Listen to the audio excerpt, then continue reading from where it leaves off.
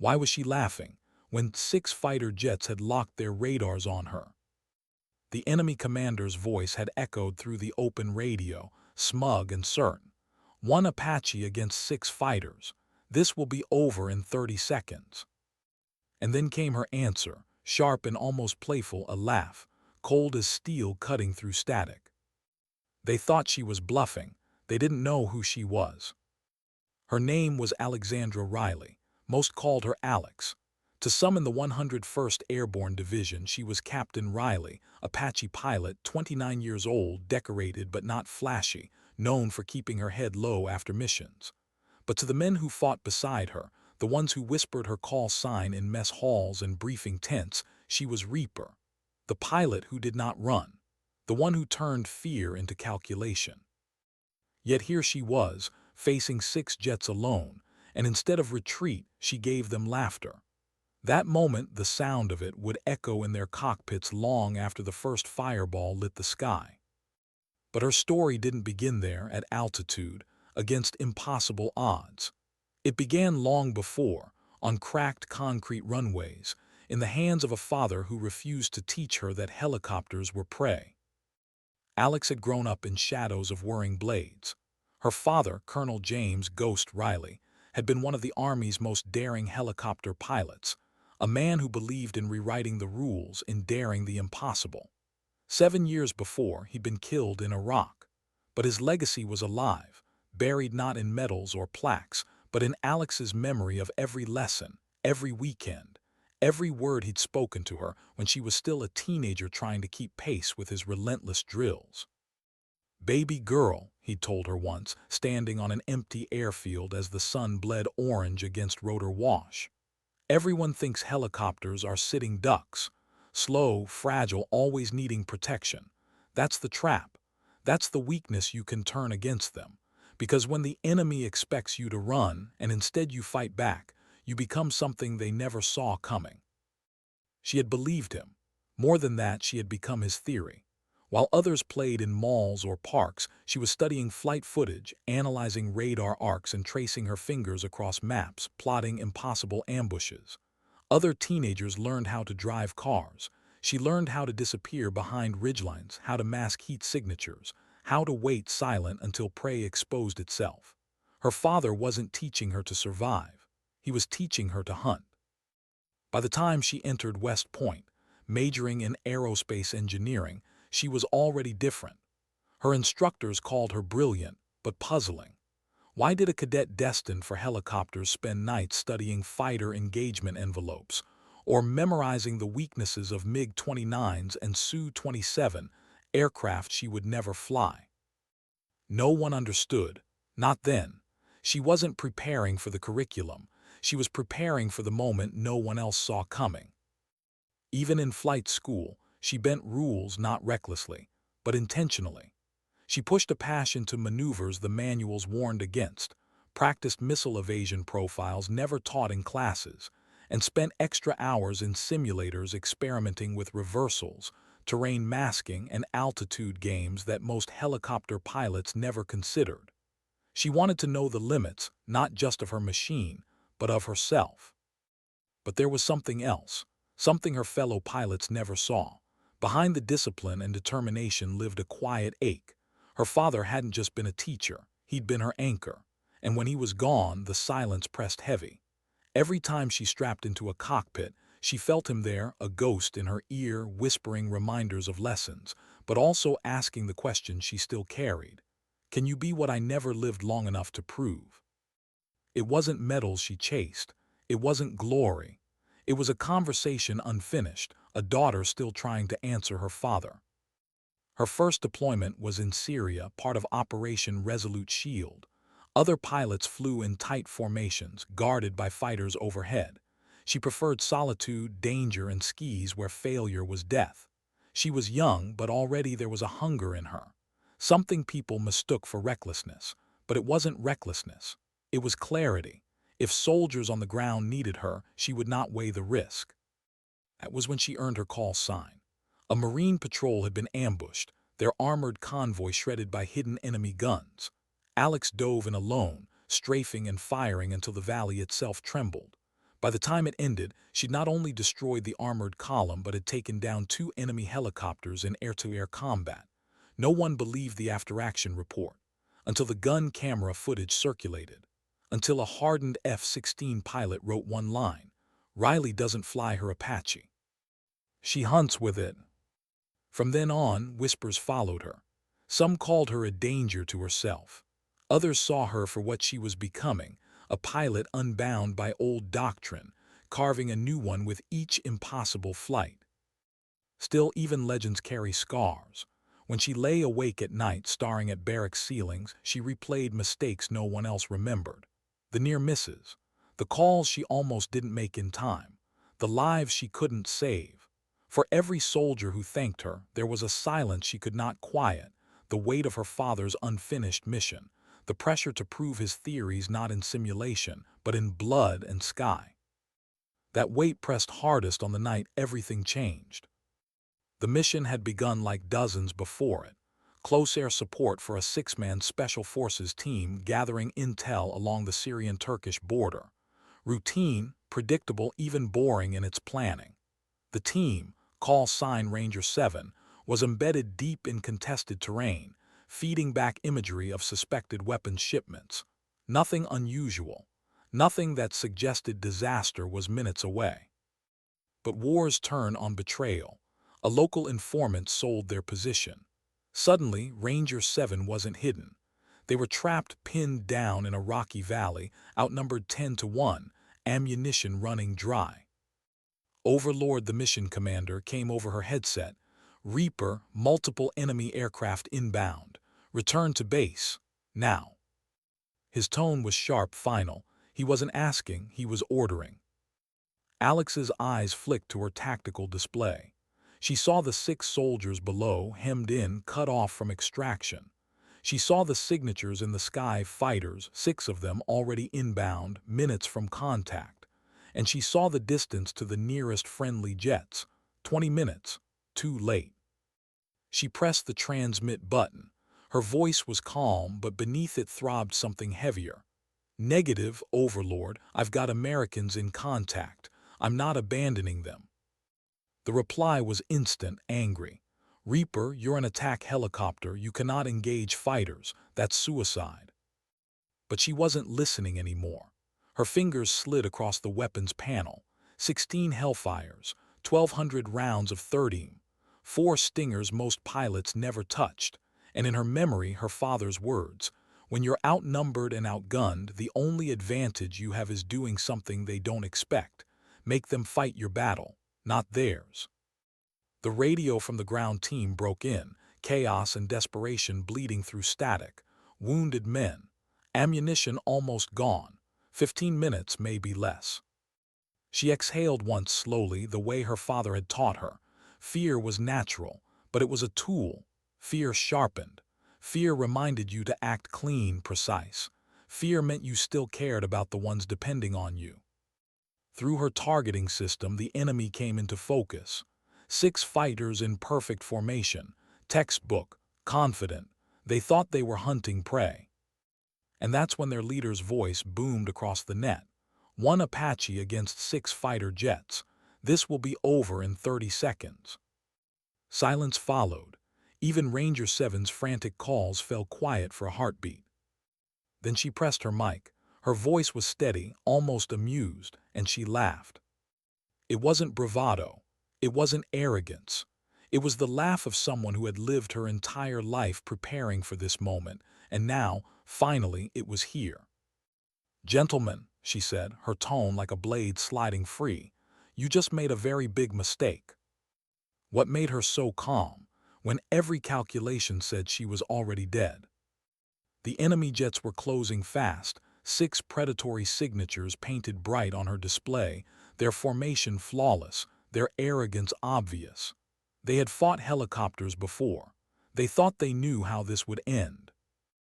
Alex wasn't trying to match their speed. She knew she couldn't. A helicopter was never meant to outrun fighters. Instead, she made herself small, quiet, vanishing behind the jagged line of terrain, letting the ridges shield her heat signature. She moved like a predator who knew the hunt depended not on strength, but on surprise. Her father's voice whispered in memory, "Baby girl, their greatest weapon is their assumption. They see a helicopter and think, slow, predictable, helpless. That's your camouflage, that's your chance." The first MiG-29 broke formation and dove, engine screaming, lining her up for an easy kill. To him, it was routine, a gun run against a slow target. The kind of attack you almost do on autopilot. Alex waited. Her breathing slowed, her fingers tightening just enough on the controls. She had studied this maneuver 1,000 times on grainy videos, in simulators, in her own imagination during sleepless nights. At the last second, she pulled her Apache up from behind the ridge, exposing herself only when it was too late for the MiG to alter his course. Her thumb flicked down on the trigger. Two hellfires streaked upward, blinding white trails against the blue. The MiG pilot had no time, no countermeasures, no thought except disbelief. His plane vanished in fire, fragments scattering across the valley sky. "Flight leader is down," another enemy voice screamed across open comms. Alex banked hard, ducking back behind terrain, the fireball still reflecting off her canopy glass. She didn't smile. She didn't cheer. She simply moved, quiet, precise, hunting again. Her heart was hammering, but her mind was steady. The years of drills, the endless what-ifs, all coalesced here. They won't understand what's happening. Not yet. The remaining jets hesitated. 6 against 1 had just become 5 against 1. Their commander was gone. Cohesion was breaking. And fear was a virus in the air. Two Su-27s moved in together, trying to trap her. One from the north, one from the south, squeezing her into a kill box. Textbook fighter tactics. Textbook mistakes if your enemy refused to play by the book. Alex's eyes narrowed. She knew this pattern. She had studied it with her father on weekends, watching grainy footage in their living room, the smell of engine oil still clinging to his jacket. He pointed to the screen then, tracing the arc of jets converging. "They'll think they're clever, closing in like wolves, but wolves don't look beneath them. They forget you can strike up, not just forward." She dove, a gut-wrenching drop that pressed her chest against straps, then swung hard under the belly of the first Su-27. The fighter screamed overhead, oblivious until it was too late. Alex armed a stinger and loosed it straight up, the missile chasing the jet's exhaust like a shadow that wanted blood. The explosion ripped the sky apart. The second Su-27 banked wildly, panic erasing discipline, pulling into evasive maneuvers that only exposed him more. Alex was already waiting, her reticle locking where she knew he would go, not where he was. Her second stinger streaked true. Another fireball, another scream of disbelief across the enemy net. Her breathing quickened now. Sweat beaded across her temple. For all her precision, the reality pressed against her ribs. She had just turned a sky ruled by fighters into a graveyard of jets. "This is impossible," a pilot's voice broke, desperate, trembling. "A helicopter cannot." Alex cut him off with laughter. Not loud, not gloating, just a soft, cold echo that made the silence between words sharper than any threat. "Apparently," she said, her voice carrying across the net like frost, "nobody told me that." The psychological fracture was complete. The last 3 enemy pilots weren't predators anymore. They were prey, flinching at shadows, flying defensively, trying to adjust to a battle they hadn't been trained to fight. Alex could feel her pulse in her fingertips, her whole body buzzing with adrenaline. But inside, beneath it, lived something else: guilt. She remembered the voice of Overlord telling her to retreat. She remembered the image of 6 soldiers pinned below, counting minutes. She knew one wrong move and they would never make it out. Her father's ghost pressed close. "Fear will keep you sharp, Alex, but guilt, that can bury you mid-flight." She forced the thought down, focus, one target at a time. The next MiG came from behind, a high-speed pass lined perfectly at her 6 o'clock. To him, it was by the manual, a clean firing solution before she could turn. But Alex had been watching. She'd seen his approach on rear sensors, counted the seconds. She didn't run, she flipped. The Apache spun 180 degrees, blades biting into air with a snarl, nose to nose against the incoming MiG in a reversal maneuver she had practiced in secret, long after others left the simulators. Her cannon roared. Armor-piercing rounds punched through cockpit and engine. The MiG came apart midair, shattering into flaming debris that fell like black rain. "3 down," she said softly over open comms. Her voice didn't waver. "Who's next?" Her words weren't for them, they were for herself. A mantra, a reminder that she wasn't done, that she couldn't be done, not yet. The last 2 jets circled wide, no longer hunters but survivors, scrambling for distance, trying to buy time to think. But their hesitation gave her power. One Su-27 broke first, launching air-to-air missiles from range, long, searing trails chasing toward her. Alex's eyes narrowed. Most helicopter pilots would panic here, dive low, pray chaff and flares would be enough. But Alex wasn't most pilots. She had studied missile envelopes until the numbers etched themselves into her dreams. She knew how to make them miss. She dove, twisting into terrain, forcing the missiles to follow smoke trails that bent and broke across ridgelines. Chaff popped like glittering sparks behind her. The missiles screamed past, exploding harmlessly against rock. And Alex, she tracked the trail back to its origin. One hellfire, one impossibly long shot fired with calm hands. The Su-27 never saw it coming. Fire bloomed, painting the horizon with another death. Her voice pressed into the comms, colder now. "Last chance, you can run, or you can join your friends." Silence. Then the last MiG pilot fled, afterburners flaring, disappearing toward safe skis. Alex didn't pursue, that wasn't her mission. Her job wasn't vengeance, it was protection. She looked down at the valley below where Ranger 7 was still pinned, their calls frantic but hopeful now. They had seen the fireballs. They had seen the sky shift. Alex keyed her mic to Overlord.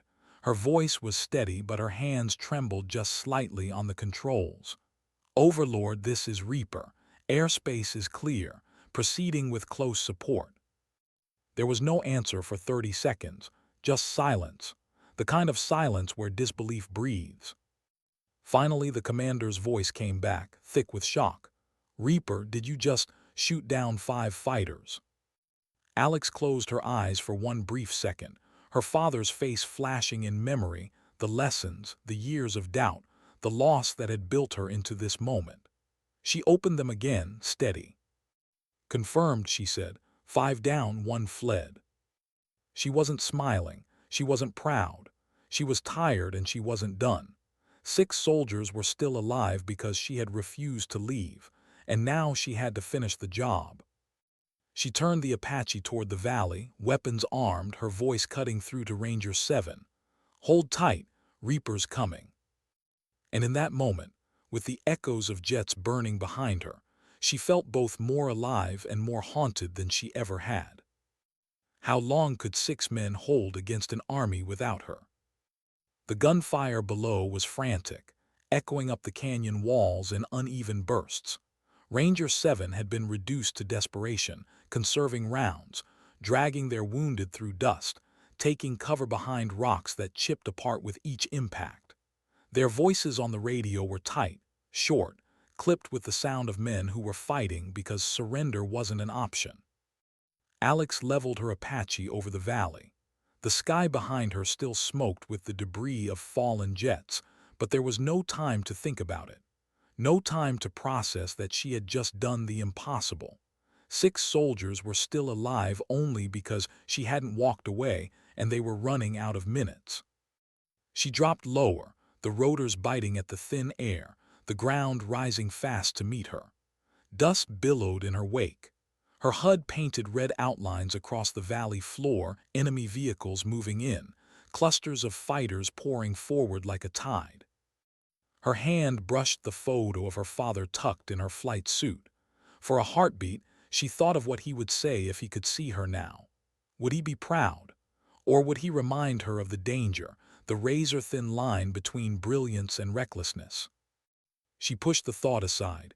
There wasn't room for pride, not now. Ranger 7, she called into the comms, her voice calm even as her heart hammered. This is Reaper. Mark your position. You've got air support.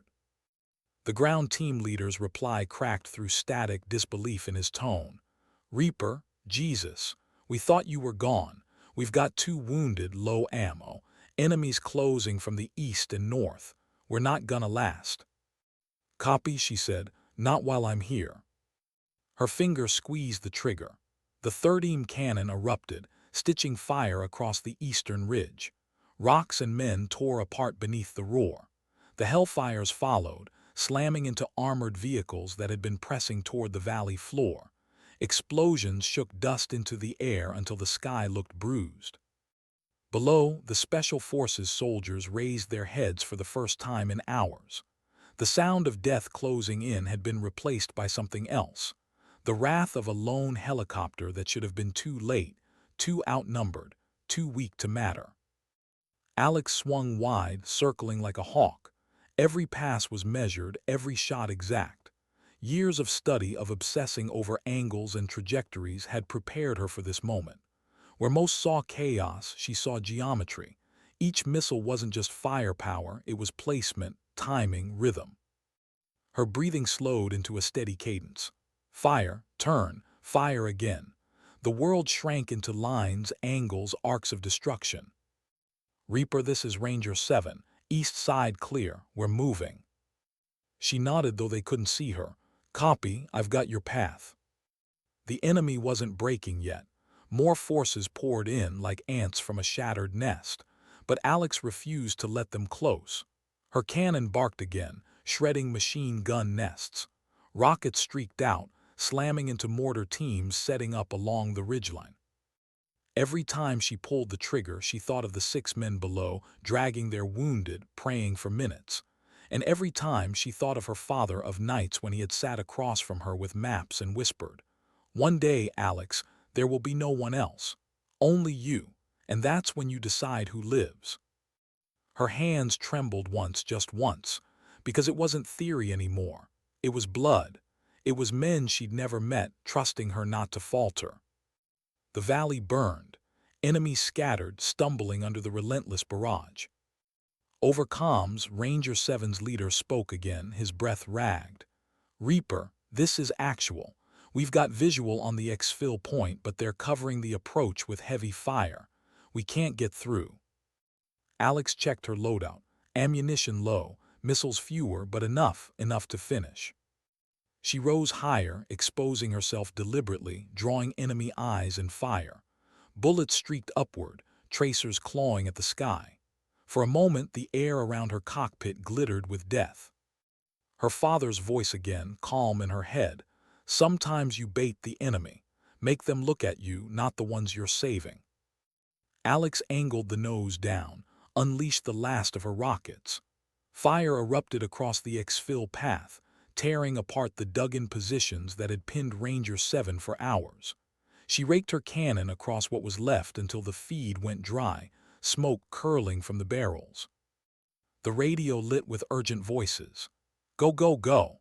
Ranger 7 was sprinting now, half carrying the wounded, breaking through smoke and wreckage. Alex wheeled above them, her helicopter battered but still alive, circling, watching, daring anything to follow. Nothing did. Not anymore. Minutes stretched like hours until finally the transport bird appeared on the horizon, descending fast into the battered valley. Ranger 7 stumbled aboard, shouting, dragging, collapsing. Safe. Alive. Alex exhaled, long and heavy, as if she'd been holding her breath for the last 2 hours. Her hands were stiff on the controls, her shoulders burning with the effort of holding the line. Overlord, she called, her voice hoarse. Reaper, ground team secure, exfil complete. Silence. Then the commander's voice returned, low, awed, as if he still couldn't believe the reports coming across his desk. Reaper, you just turned a massacre into a rescue. Alex didn't answer. She only banked her Apache west, toward base, the dust and smoke trailing behind her like ghosts. The flight back was quiet, too quiet. That was when the doubts crept in, when the adrenaline drained and the weight of what had just happened pressed into her chest. She thought of the pilots she had killed. Young men, probably, who had woken up that morning not knowing it would be their last. She thought of the soldiers she had saved, and the ones she hadn't on other missions, the ones whose names she carried like stones in her pocket. And always she thought of him, her father, his photo still pressed against her chest. Would he have been proud, or would he have warned her that victories like this come at a cost you can't see yet? By the time she reached base, her Apache was almost empty of fuel, of ammunition, of strength. She sat down, the rotors whining to a halt, her body trembling with exhaustion she couldn't hide. But the base wasn't quiet. Word had spread. Dozens of pilots, soldiers, technicians stood waiting on the tarmac. They had heard the radio calls. They had seen the impossible on their scopes. When she climbed out, pulling off her helmet, the silence of the crowd hit her harder than any explosion. Dozens of eyes, disbelief, admiration, confusion. Colonel Martinez, the base commander, stepped forward first. His face was unreadable, caught between awe and worry. He studied her for a long moment, then asked quietly, "Riley, what you did up there? That should have been impossible. How does a helicopter pilot defeat fighters?" Alex looked at him, her red hair damp with sweat, her green eyes hard but shadowed. She thought of 100 possible answers: doctrine, tactics, luck. But in the end, she gave him the only truth that mattered. "Because they assumed I couldn't." The crowd stayed silent. Some nodded, barely believing. Others shook their heads, as if trying to reconcile what they'd heard with what they knew of physics and training. An F-16 pilot, one with more combat missions than most on that flight line, stepped forward. He shook his head slowly, still in disbelief. "I've flown 8 years. I've never seen anything like that. Riley, where the hell did you learn to fight like a jet?" Alex reached into her pocket, her fingers brushing the worn edges of a photograph. She didn't show it to anyone. She didn't need to. She just whispered, mostly to herself, "From someone who taught me that the most dangerous enemy is the one nobody expects." The crowd didn't cheer. They didn't need to. The silence was its own kind of respect. And yet beneath it all, Alex felt no triumph. Only the bone-deep exhaustion of a woman who had just gambled her life, who had walked into the impossible and returned. She had won, but at what cost? In the quiet of her quarters that night, when the adrenaline finally left her body, she stared at her father's photo until her eyes blurred. For the first time since she had laughed on that radio, Alexandra Riley let herself cry. What happens after you do the impossible? People think the moment of victory is the climax, the breathless high you never come down from. But Alexandra Riley learned the truth the night after she returned from the valley. Victory wasn't loud. It wasn't medals or speeches or even relief. It was silence. A silence so heavy it pressed against her chest until she could barely breathe. She lay on her bunk, staring at the ceiling, her body still vibrating from hours in the cockpit. The smell of smoke and gunpowder clung to her hair, her uniform, her skin. Every time she closed her eyes, she saw fireballs, jets unraveling into fragments, men falling through flames. She had done it. She had saved Ranger 7. She had shattered every law of doctrine, rewriting the sky in blood. But her hands still shook. Because in between the 6 soldiers she had saved and the 5 pilots she had killed was a truth no one else could feel, the weight of both. She wasn't just Reaper, the warrior who laughed at death. She was Alex, a daughter who still dreamed of her father's voice and wondered if each kill brought her closer to him or further away. Morning brought no peace. The whispers followed her across the base. Pilots she barely knew glanced up when she walked into the mess hall. Mechanics paused mid-conversation when she passed the hangars. Nobody spoke it aloud, but she could feel it. The impossible wasn't just respected, it was feared. Her squadron mates tried to break the tension with humor. "Reaper, one of them said, forcing a smile. "Remind me never to piss you off." Laughter followed, but it was brittle, uncertain, because no one knew what to make of her. Helicopters didn't beat jets. Doctrine didn't break like that. But Alex didn't laugh. She only nodded and sat alone, pushing food around her tray without eating, because they weren't wrong to be uneasy. She wasn't sure what she had become either. The official side of it began almost immediately. Reports, debriefs, endless questions asked by men in uniforms far above her pay grade. She sat in cold rooms with tape recorders running, answering the same question again and again. "How did you do it?" Each time her answers were precise, tactical, grounded in logic.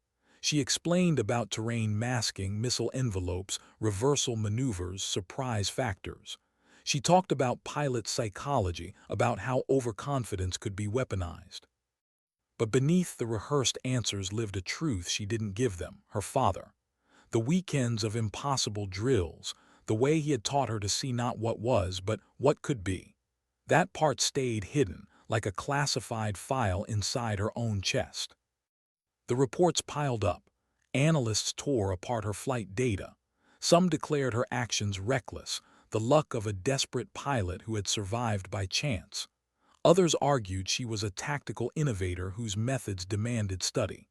The debate rose until her mission was marked classified, sealed away from most eyes. But secrecy couldn't contain whispers. Every pilot on the base knew. Every commander in the region heard the story. The day a lone Apache had shot down 5 fighters became a legend, one people repeated in mess halls, half believing, half afraid. Alex didn't care about the legend. She cared about the faces of Ranger 7, the 6 men who had walked off that battlefield alive. She replayed their voices, their relief, their disbelief. She held on to that because it was the only part that felt real. Yet even that carried a shadow, because behind every life she had saved, there were others she hadn't. Other missions. Other nights when the call came too late, when she arrived only in time to clean up wreckage and count the dead. Those memories pressed in as heavily as the new praise. It was during one of the classified debriefs that Colonel Martinez, her base commander, leaned across the table and spoke to her more quietly than the rest. "Riley," he said, his eyes steady but uncertain, "what you accomplished that day, it should have been impossible, and yet you did it. Why?" Alex stared at her hands, still remembering the heat of the controls, the way her body had felt like part of the machine. She thought of her father again, the hours of study, the laughter he had given her when others dismissed his theories. Finally she looked up, "Because they assumed I couldn't." Martinez studied her for a long moment. Then he leaned back, his face unreadable, and wrote something into the folder that she would never be allowed to see. The days bled together. She flew again, of course. Missions didn't stop because of legends, but now there was something in the air every time she stepped into the cockpit. A tension, a waiting, as if everyone, commanders, allies, even enemies, expected her to repeat the impossible. She didn't want to, she didn't crave it. She just wanted to do her job, to protect soldiers on the ground, to fly. But the label stuck, Reaper, not Alex, not Captain Riley, just the ghost who had laughed at 6 fighters and won. One night, weeks after the mission, she sat alone in the hangar, her Apache looming above her in silence. She had pulled the photo of her father from her pocket, the edges worn from years of handling. She stared at it until her vision blurred. "Dad," she whispered into the emptiness, "I did it. I proved you right, but why does it feel heavier than before?" Her words echoed off steel walls, unanswered. The silence pressed in again.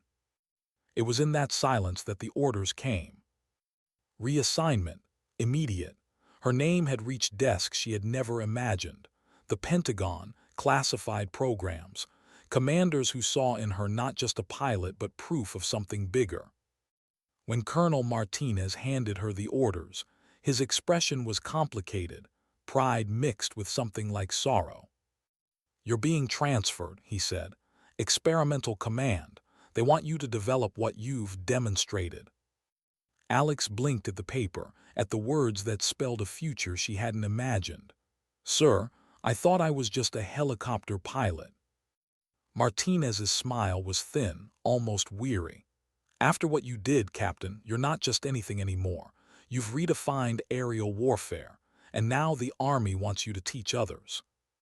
Her stomach twisted. Not pride, not fear, something harder to name.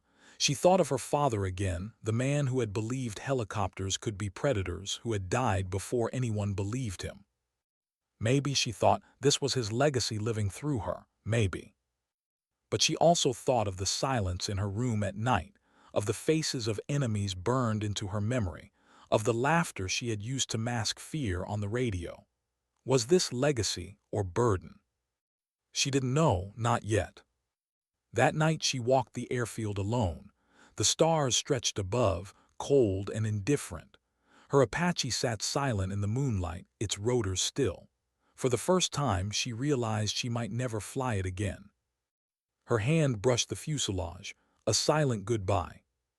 "You weren't supposed to do this," she whispered to herself, "but you did."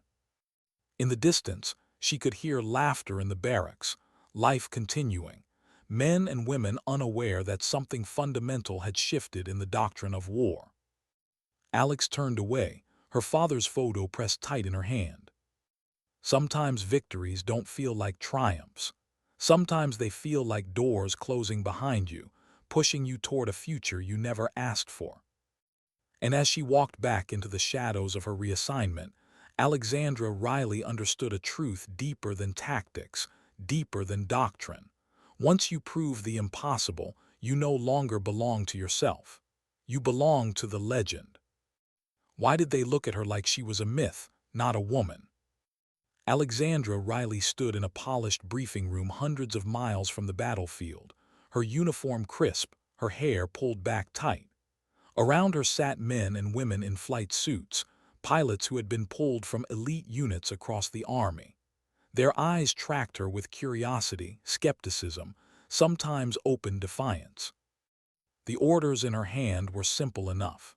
She was to lead an experimental aviation battalion, to take her unconventional tactics and shape them into doctrine, to train others to fight the way she had fought, to prove that what happened in that valley wasn't luck, it was repeatable. But as she looked into those skeptical faces, Alex felt a pressure greater than any she'd known in combat. Out there in the cockpit, the enemy was clear. Here in this room, the enemy was doubt. The colonel introducing her rattled off her record. West Point, honors, combat deployments, call sign Reaper. The official words sounded hollow even to her, because none of them captured what it had cost her. None of them spoke to the nights she lay awake staring at a photograph of her father, or the weight she carried for every decision, every kill. When the colonel left her to speak, the room was silent. She could feel their thoughts pressing against her.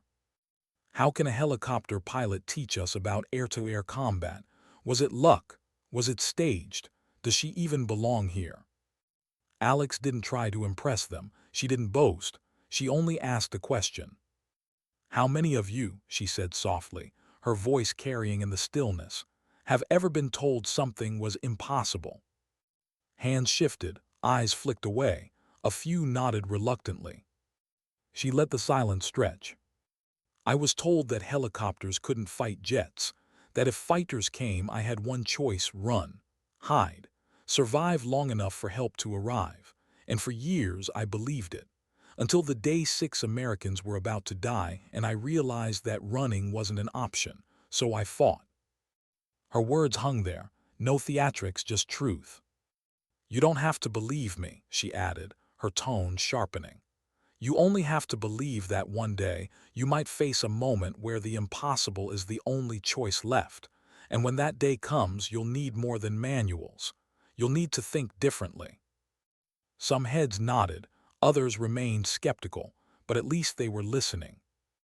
The first weeks were grueling, not for the trainees, for Alex. She had to strip down years of instinct, of lessons drilled into her by her father, and translate them into something teachable. She couldn't just tell them, feel the moment. She had to explain it, break it down, make it repeatable. In simulators, she pushed them into scenarios where the odds were stacked against them.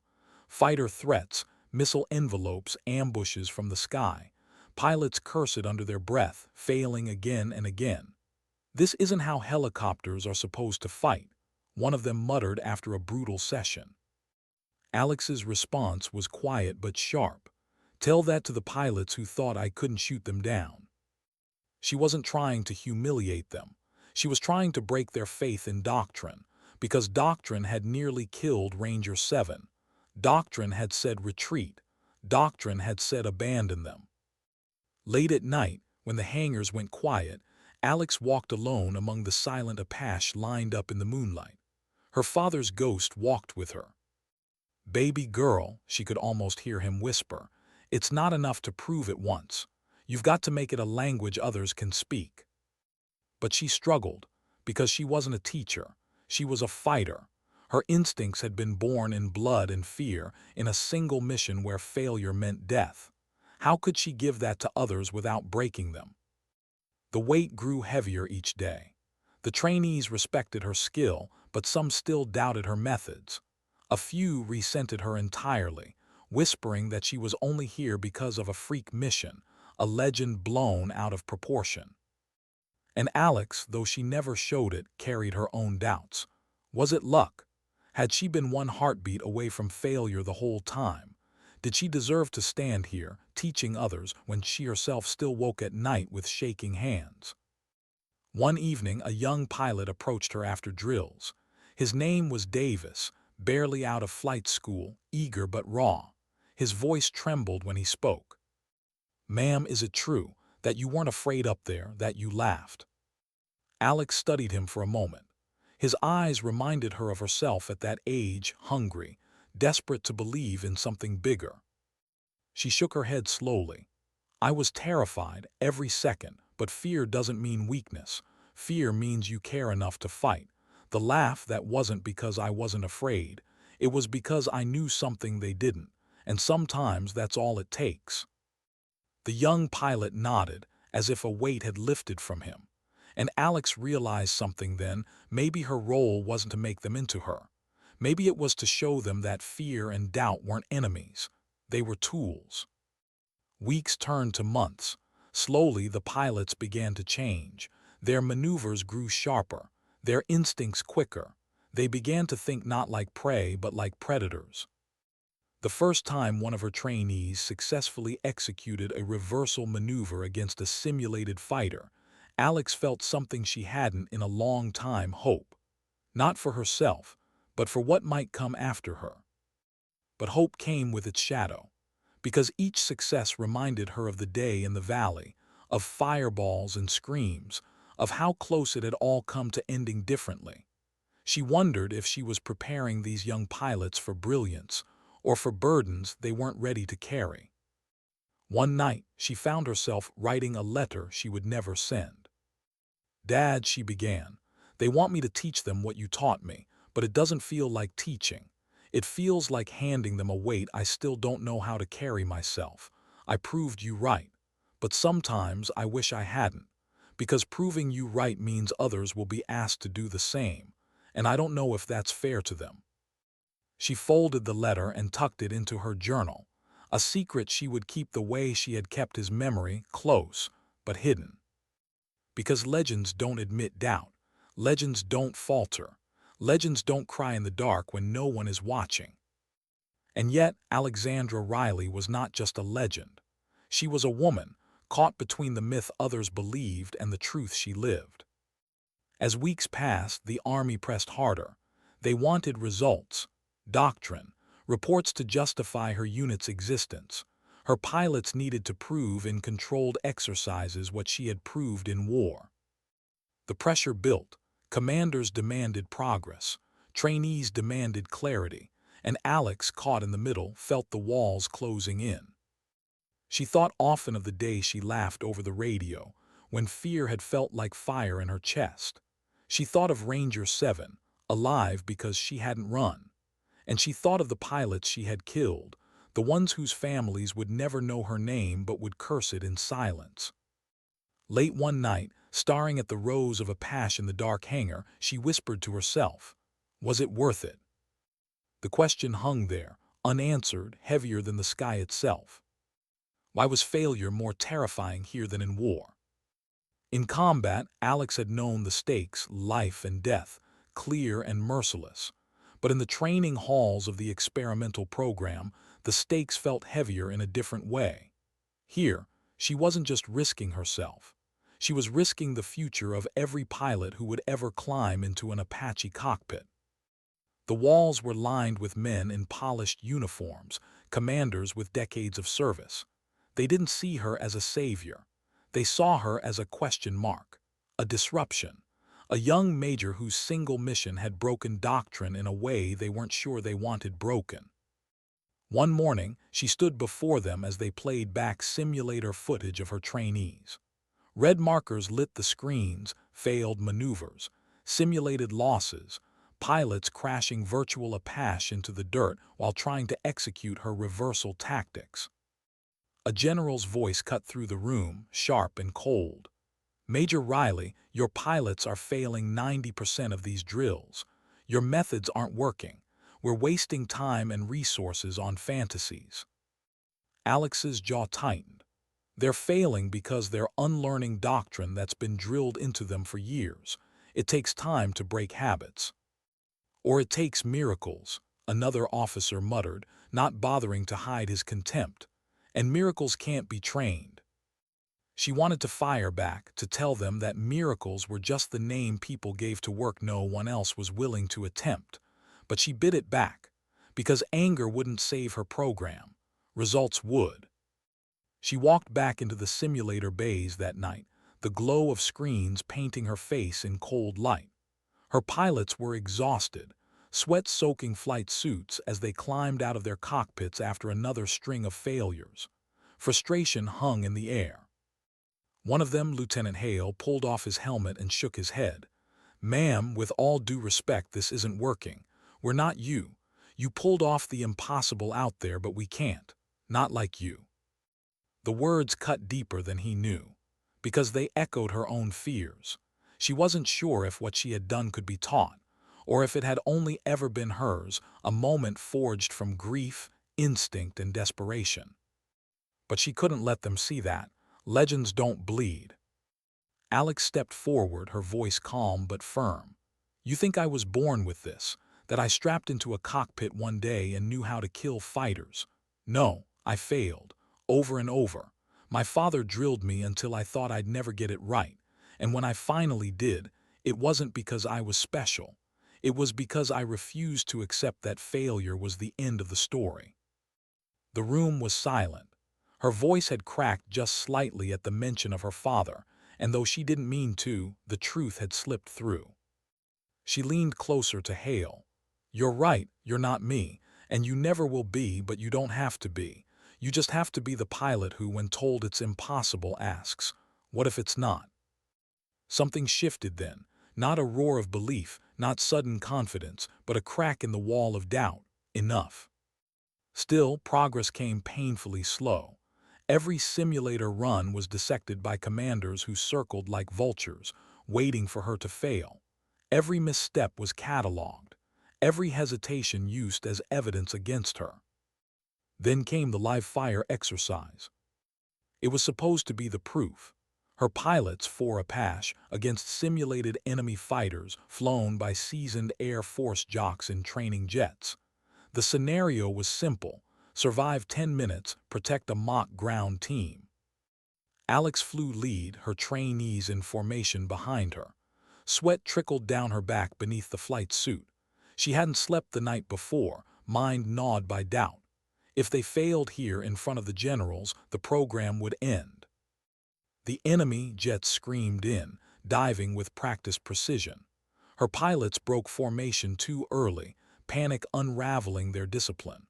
One of them tried a reversal too late, the jet tearing past him before he could line up the shot. Another lost altitude too fast and nearly clipped the ridgeline. "Stay calm," Alex's voice cut through the calm, steady anchoring. Breathe, use the terrain, don't chase, wait. She pulled her own Apache into a sudden climb, baiting a jet into following. At the last second, she rolled into cover behind a ridge, disappearing from his radar. When she reappeared, her Stinger lock was already painted on him. Kill confirmed, the exercise controller's voice announced. For a flicker, her pilot steadied. They tried again, this time holding positions, luring jets into predictable patterns. One managed to get a missile lock. Another executed a clean break. But then Hale froze. His radar painted red, a fighter diving straight for him. He panicked, pulled up too fast, stalled. His helicopter shuddered, alarms screaming. The simulation ended his flight in a kill. The exercise controllers called it mission failure, ground team overrun. The general's verdict was swift and merciless. This proves nothing, one snapped. Your tactics are dangerous, unworkable. We cannot base doctrine on miracles, Major. Alex clenched her fists, biting down the words that burned in her chest.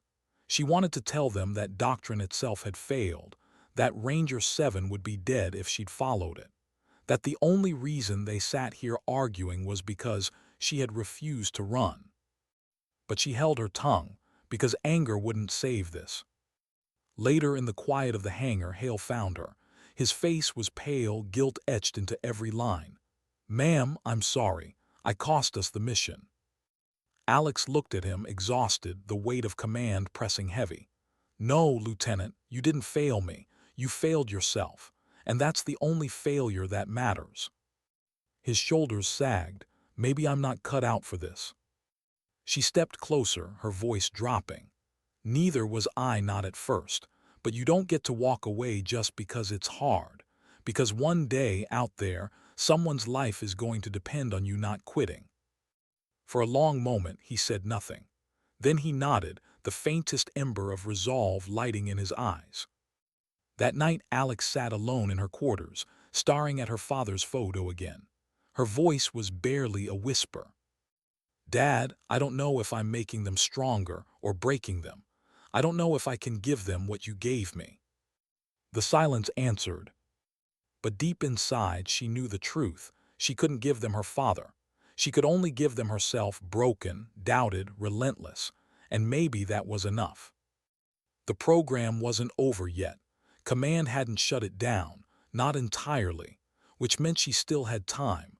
Time to prove that what had happened in that valley wasn't a miracle. It was a beginning. And Alexandra Riley, weary as she was, wasn't done fighting. Not with jets, not with enemies, with doubt itself. How long can a legend survive if no one believes in it? Alexandra Riley felt the weight of that question every time she walked into the training hangar. Her pilots stood straighter when she entered, their eyes snapping to her, their bodies caught between respect and resentment. They had begun to change, sharper in their movements, quicker in their thinking, but the shadow of failure still hung heavy in the air. The brass were circling, hungry for blood. Another failed exercise and the program would be over. Some commanders already whispered that it should be. They called her methods reckless, her trainees liabilities. To them, Alex was a one-off, a miracle that couldn't be replicated, and miracles don't become doctrine. She tried not to show it, but inside the doubts gnawed. She replayed Hale's stall, the way his voice had cracked when he admitted he wasn't sure he belonged. She saw her father's face in her dreams, stern and unyielding, as if demanding answers she didn't have. One evening, Colonel Martinez called her into his office. The man had always walked a careful line between support and skepticism, but this time his expression was grave. "Riley," he said, "you've got one more chance. Command is sending your unit into a live support mission tomorrow. Nothing classified, just a hot zone extraction. But if your pilots can't prove themselves in combat, the program ends. Do you understand?" She nodded once, understood. Martinez leaned back, studying her with eyes that seemed tired of war. "You don't have to carry all of this, you know. It's not just you." But Alex said nothing, because it was her. It had always been her. That night she didn't sleep. She sat on her bunk with her father's photo in her hands, whispering words she'd never said aloud before. I don't know if I'm doing this for them anymore or for you. I don't know if I even know the difference. The next morning came with pale light breaking over the hangars. Her trainees stood ready, helmets under their arms, tension carved into their faces. Hale avoided her eyes. Davis's jaw was tight. None of them spoke. Alex paced before them, her voice even, her expression unreadable. Today isn't about proving me right. It isn't about my mission or my father's theories or any of that. Today is about 6 men on the ground who won't make it out unless you fly like everything I've taught you matters. Because it does. Because they don't need perfection. They need you not to quit. For a moment, silence. Then slowly, heads nodded. The kind of nods soldiers give when they've run out of excuses. The mission was straightforward on paper. An Allied reconnaissance team pinned down by enemy armor near a mountain pass. Air support limited, reinforcements delayed. Alex's trainees were tasked with clearing the route for extraction. Straightforward, but nothing in war ever was. The 4 Apache lifted into the sky, rotors pounding the morning air. Alex led them, her voice calm over the comms, though her hands gripped the controls tighter than usual. This wasn't a drill. There were no resets. If they failed now, men would die and the program would die with them. Minutes later, the radio lit up with the desperate voices of the recon team. Gunfire cracked in the background, orders shouted over chaos. They were pinned in the open, armor closing in. "Reaper, this is Falcon 1. The team leader's voice came through, sharp with fear. "We're taking heavy fire. Where the hell are you?" Alex pressed her mic.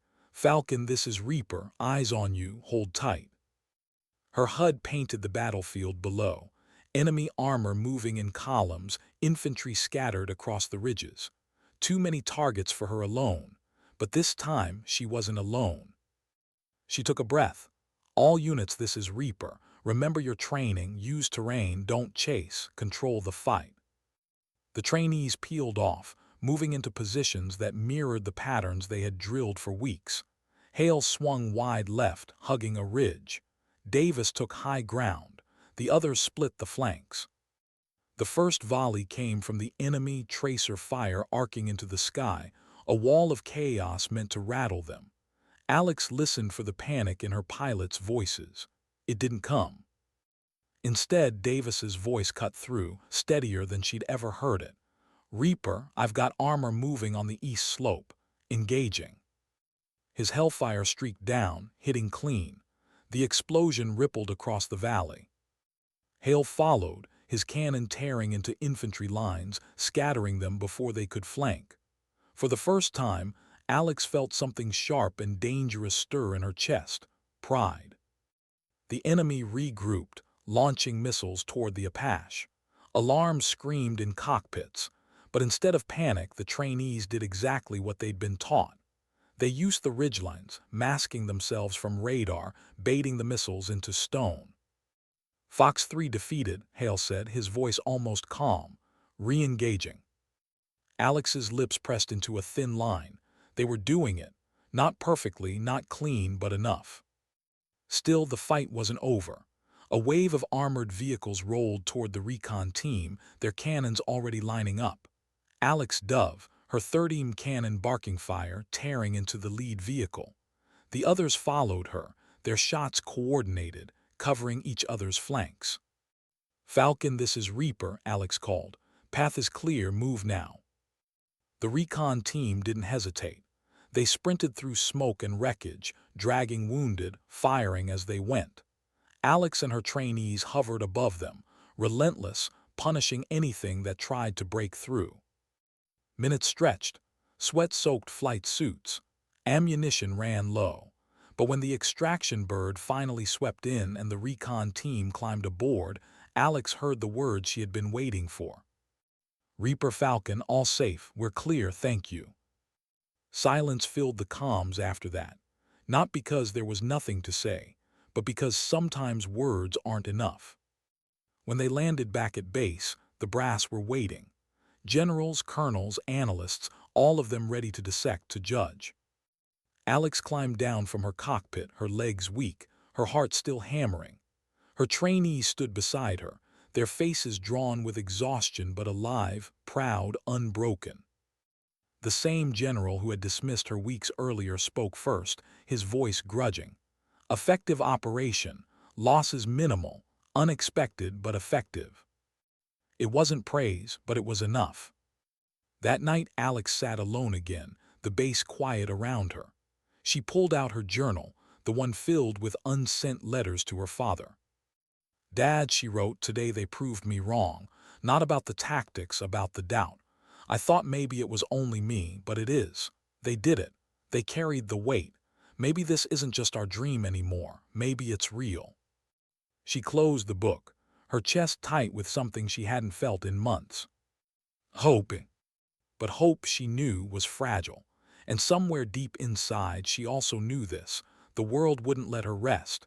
There would always be another test, another mission, another moment where doctrine would demand retreat and someone's life would depend on defiance. And when that moment came, it wouldn't be in simulators or controlled exercises.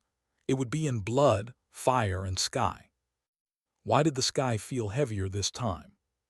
The call came at dawn, not an exercise, not a controlled scenario, a real mission. Intelligence confirmed it. Enemy fighters were inbound near an Allied convoy.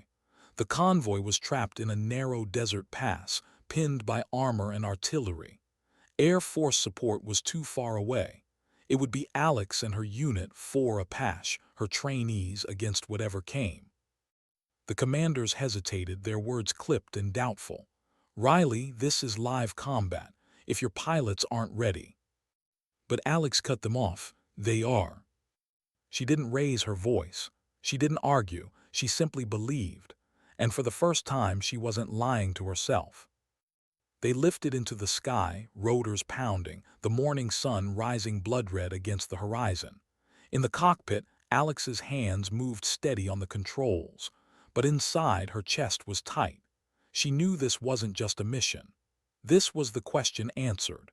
Was what I did in that valley a miracle or the beginning of something greater? The convoy's distress calls echoed across the comms. Explosions, frantic orders, the sounds of men trapped in the jaws of war. Alex's HUD painted the battlefield ahead. Enemy vehicles moving in columns, artillery dug into ridges, and her breath caught fighters approaching from the east. MiGs fast, predatory. Her trainees saw it too. Their voices trembled across the net. "Ma'am, jets." She remembered her first laugh, the one that had cut through the sky when 6 fighters thought she was already dead. She didn't laugh this time. She didn't need to. Instead, she spoke with calm steel. "You know what to do. Don't think about what they told you helicopters can't do. Think about what we've trained for. Think about what's possible." The fighters dove, confident, certain of their advantage. But this time, Alexandra Riley wasn't alone. Davis moved first, his Apache darting low into the ridgeline, disappearing from radar before popping up at an angle no fighter expected. His stinger locked fast, streaking upward into a MiG's belly. Fireball. 1 down. Kill confirmed. His voice cracked over the net, disbelief giving way to exhilaration. Another MiG closed on Hale, screaming and fast. The young lieutenant's breathing hitched, panic rising. "Reaper, he's on me." "Breathe," Alex said, her voice sharp but steady. "Trust it, reverse him." Hale's Apache spun, rotors snarling as he pulled into a maneuver that weeks earlier had killed him in simulation. This time he was ready. He leveled nose to nose with the MiG, his cannon roaring. The jet disintegrated midair. Silence on the comms, then Hale's voice stunned. "Reaper, I did it." "You did," Alex answered, and for the first time in months she smiled. The battle raged. The Apache weaved through terrain, using the earth itself as cover, striking from angles no fighter had trained to counter. They weren't perfect, mistakes still bled through, alarms screamed, tracers raked the air around them, but they held. For every doubt there was an answer. for every law of doctrine a defiance. The convoy below moved, alive only because 4 helicopter pilots refused to accept the rules written for them. Alex herself lined up on the last enemy fighter. Her missile locked, but she hesitated just for a second. She thought of her father, of the years he had whispered theories no one believed, of the way his voice had always carried conviction. "This isn't my fight anymore," she whispered under her breath. "It's theirs." She broke lock, banking away, leaving the kill for Davis. His missile struck clean, fire ripping the sky apart. The net went silent, the enemy was gone, the convoy was moving, the sky was theirs. When they returned to base, the brass were waiting again. This time the silence wasn't skeptical, it was reverent, because no one could deny it now. What had happened in that valley wasn't luck, it wasn't a miracle, it was a new way of war. Her trainees stood tall beside her, their faces alight with the pride of men who had carried the impossible and lived. The legend was no longer just Alex's, it was theirs. That night when the base was quiet, Alex walked out alone to the flight line. The Apache loomed in moonlight, hulking shadows against the stars. She pulled the photo of her father from her pocket, the edges worn soft with years of handling. She stared at it for a long time, her throat tight. Then softly she spoke. "Dad, I finally understand. It wasn't about me proving you right. It was about making sure they never forget what's possible." Her voice broke. For the first time, it wasn't guilt or burden pressing against her. It was peace. She slipped the photo back into her flight suit, her hand lingering for just a second. Then she turned, walking away from the machines, the legend, the myth others had made of her. Because she knew now the truth, she wasn't just a pilot. She was a teacher, a bridge between what was and what could be. And as the desert wind whispered across the silent base, Alexandra Riley's story settled into its final truth.